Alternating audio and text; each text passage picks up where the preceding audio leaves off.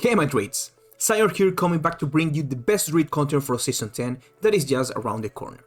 Next September 23, we'll start one of the most exciting seasons since the game was released.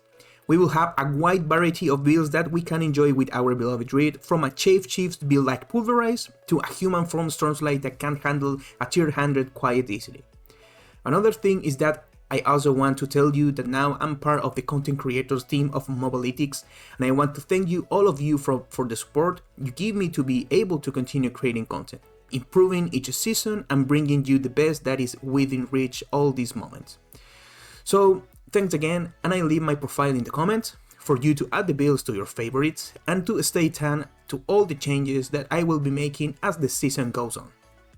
Okay my druids, let's start talking about the perks of chaos that were fixed and buffed. The first one, and that will have an important role this season, will be the unique perk Savagery.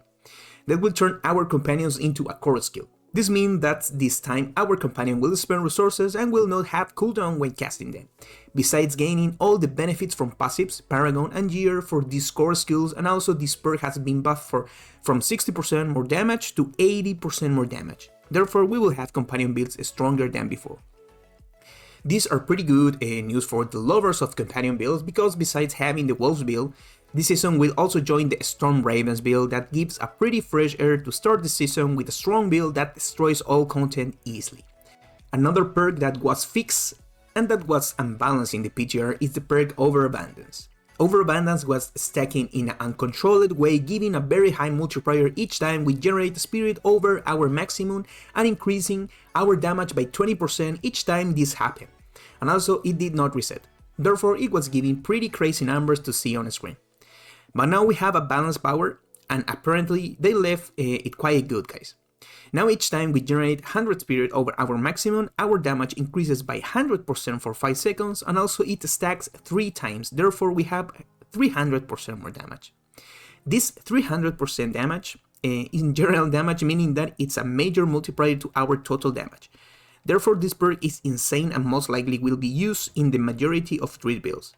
Like for example Stormslide, Earth Spike, Shred, Pulverize. In short, I think it will work with all builds. We also have this change to Purge the Infected. The interesting thing of this power is the second part of what it does. Since when dealing direct damage to poison enemies, we will spend 5 spirit to guarantee a critical hit that also does 60% more damage. This means that we will have guaranteed crits all the time, but it will spend 5 spirit each time this perk is active.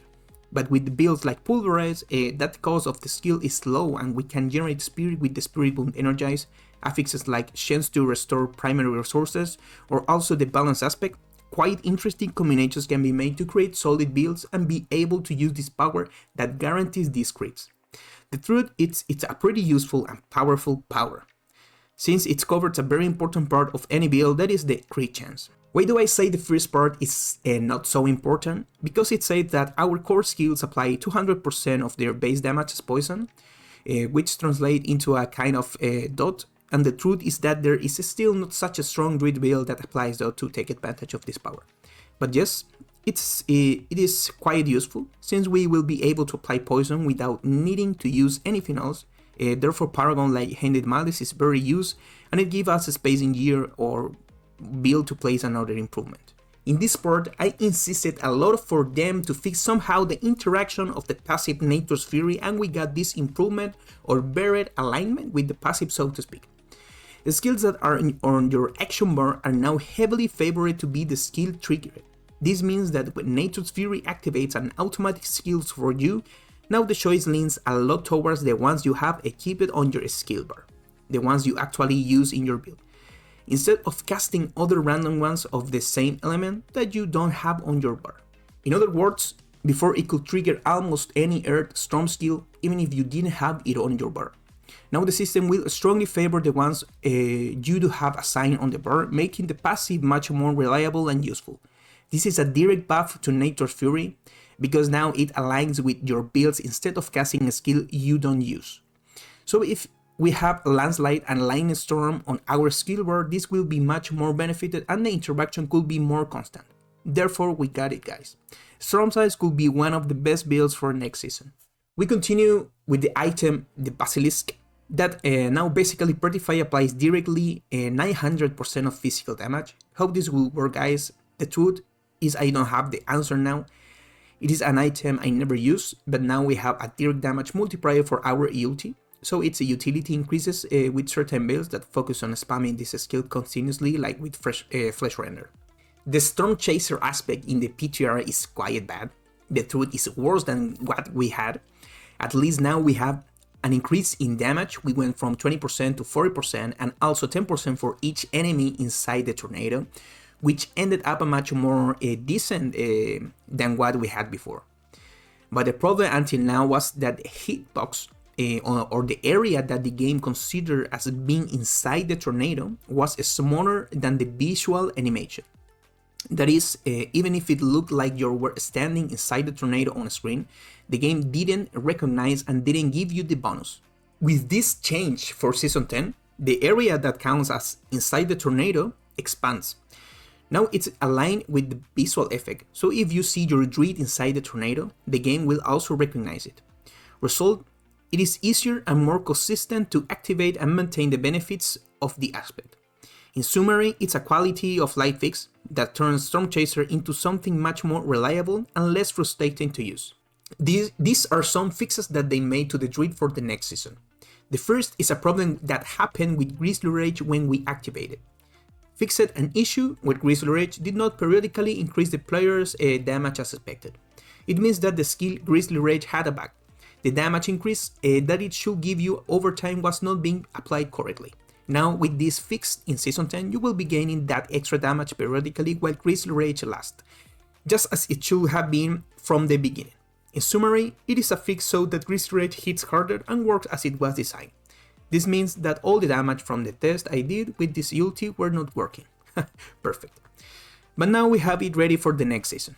The next one says fixed an issue where Ravens could scale infinitely when being autocast. It means that there was a bug with the Ravens. This is the bug that I discovered the first day with the Ravens build. When they were cast automatically, their power could scale infinitely, becoming absurdly strong. With this fix in Season 10, that no longer happens. Now the Ravens have a normal scaling limit, as it should be. In summary, it was an infinite damage exploit and they corrected. We continue with fixed an issue where Irida Sinectral Will could deal shadow damage instead of physical damage. It means that the power Irida Sinectral Will and Aspect Affix was back and sometimes did shadow damage instead of physical damage, which is what it should do. With the fix of Season 10, now it always do the correct type of damage, physical. In summary, they corrected the type of damage so it works as it was designed. This is the most important change for Pulverize and that we have been waiting for since the new item was released.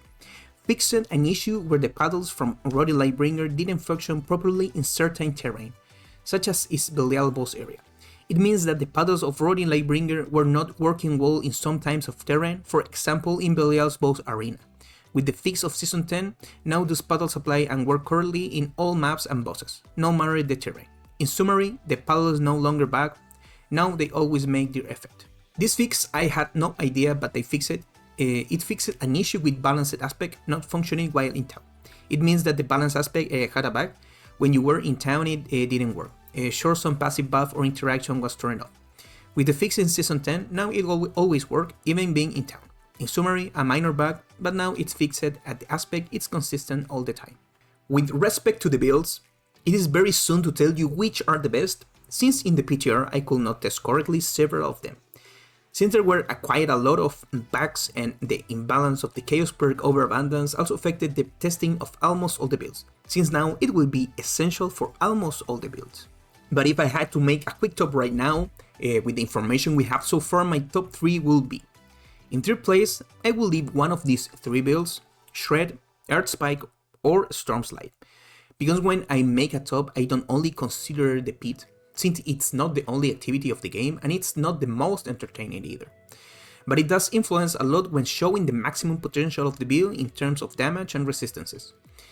But I always consider its effectiveness in farming, like its speeds, the farming of a low pit, among other things. Shred always in general is a very complete build, one of the best if not the best build for farming of the Druid. Most likely it can do a pit 110 or more even this season. That is why I leave this build in third place. It is an all-arounder of the Druid and it's one of the most entertaining builds also to play. Stormslide and Earthspike are not far behind either in terms of speed, they could go similar to Shred. But in general, farming Shred eats these two builds alive. Anyway, with respect to Orcs, let's remember that Stormslide in Season 5 was a beast to farm this content. In second place of this quick top, I will leave the companion builds. I mean Storm's Raven or the Wolves build, any of these two will be quite broken and probably be one of the best builds of the game. With the new unique power Zaior, our companions will be a core skill, therefore we will receive benefits from passives, Paragon and Gear that we didn't have before. And also it increases their damage by 80%, and Storm's Raven looks spectacular to be able to farm Orcs with the great AoE that the build does. In terms of speed, most likely it's close to speed 120 or a little more. Therefore, this is a tier S build, solid, the Druid will be in the top this season. And in first place my Druids, and without any discussion we will have the Pulverized build.